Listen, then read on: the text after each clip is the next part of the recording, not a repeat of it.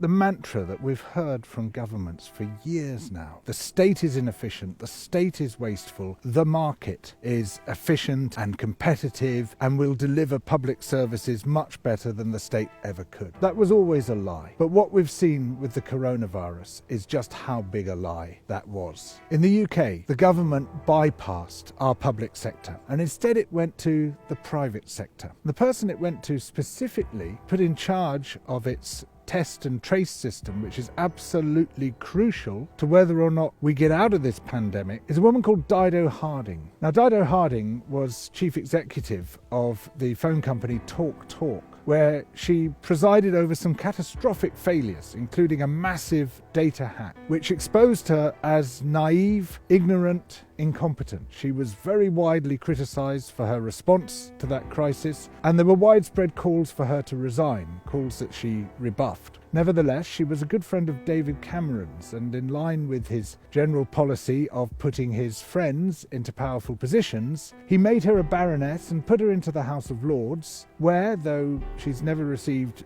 any votes from us, she legislates apparently on our behalf and in our name. She also was appointed to the board of the Jockey Club, responsible for the Cheltenham Racing Festival. And in March of 2020, after we began to realise just how dangerous the pandemic was, the Jockey Club decided to go ahead with the Cheltenham Racing Festival, and 250,000 people attended. It's since been described as a super spreader event. Nevertheless, the government then appointed Dido Harding as head of its test and trace programme, this crucial programme whose purpose is to ensure that the coronavirus doesn't spread through the community. And alongside Dido Harding, all sorts of other private sector entities came in. Deloitte, Serco, McKinsey, and these companies have been mopping up vast contracts. In some cases, their consultants have each been paid £6,000 a day to help run this test and trace programme, on which our health, in fact even our lives, may depend. And the result? Catastrophic failure. It has failed so catastrophically that we're now going back into partial lockdown because we have a major second wave which isn't being effectively campaigned because we don't have an effective test and trace system. And so much money has been misspent. Some of the companies which have been given massive contracts without competitive tendering, just given them with a tap on the shoulder, a nudge and a wink, those companies turn out to have very close relationships with key people within and around the government. Under Boris Johnson and under many other governments of that stamp, the Treasury becomes a giant kitty for their chums. If we look at the contractors who are making a killing from the coronavirus, we see Serco, which is run by the brother of a former Tory MP, grandson of Winston Churchill, very well politically connected, its former head of PR. Edward Argar is now a health minister in the government. We see Deloitte hand in glove with government for a long time. We see McKinsey, which is almost a route into government. It's where Dido Harding used to work. It's where she met her husband,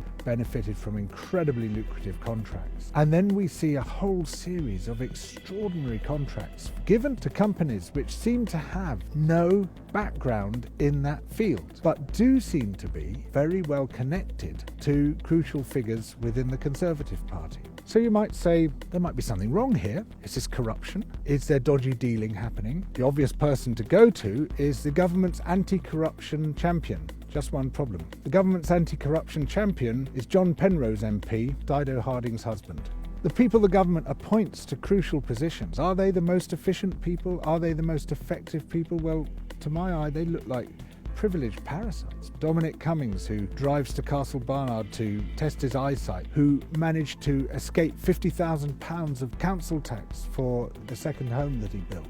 These people are not those who best represent the public interest in public affairs. It's all reminiscent of the reign of George I, who gave his favourites these military procurement contracts, which made them into extremely rich people, who then created lineages which persist to this day. Now, I don't in any way blame people for their ancestors and their antecedents. That would be completely irrational. But it is worth looking at how people acquired the social position which led to them getting appointed to these crucial roles. I mean, Dominic Cummings, he didn't have to be interviewed for his job. Dido Harding didn't have to be interviewed for her job. They just get a tap on the shoulder. You and I are not going to get that tap on the shoulder because we're not part of that gilded circle. So how do you become part of this gilded circle? Well, in Dido Harding's case, it's because her grandfather was given a hereditary peerage. He was made a baron, and it meant that his son would be a baron and his son would be a baron, and he was given that hereditary peerage for his colonial services. I think we know what that means. He was put in charge of suppressing the insurgency in Malaya. He was also a key advisor on suppressing the insurgency in Kenya, and he was in charge as governor of Cyprus of suppressing the insurgency there. In other words, he was sent around the world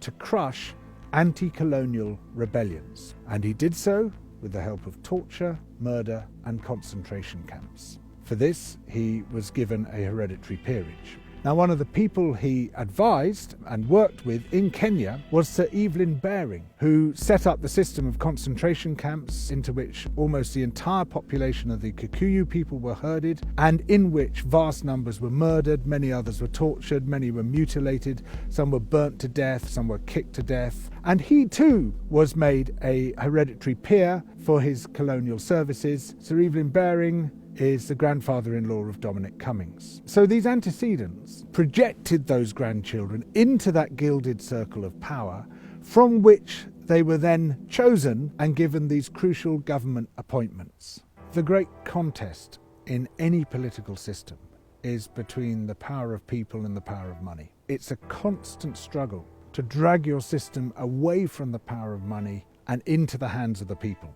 When Boris Johnson talks about the market, when Mrs. Thatcher talked about the market, Ronald Reagan talked about the market is a euphemism for the power of money. And the power of money is not a neutral power. It's not a power that we all share. It's a power that is concentrated into the hands of those who have the most money. In other words, the market is a euphemism for oligarchy. And when Boris Johnson talks about shifting things out of the public sector and into the market, he's talking about shifting things away from democracy towards an oligarchy. The trajectory of the coronavirus pandemic shows us exactly why we should care about this stuff, because when money is not spent effectively, disasters happen. And we've seen this disaster unspooling in real time in front of our eyes. Instead of the money being spent properly on building an effective testing and tracing system, that money has been handed to cronies, the system has failed, and we're back into a massive second peak. People are dying because of the failures of this system. It should have been in public hands, but it was given instead to completely incompetent private hands. Rupert Murdoch and the other billionaire media barons, they're setting up TV channels all over the world, and we desperately need a counterweight to that. In Double Down News, there is this counterweight, and it operates on 1,000th of the budget. On a shoestring, it's reaching millions of people with things we desperately need to hear, but that the billionaire media will never tell us. So please, become a patron, support Double Down News through Patreon.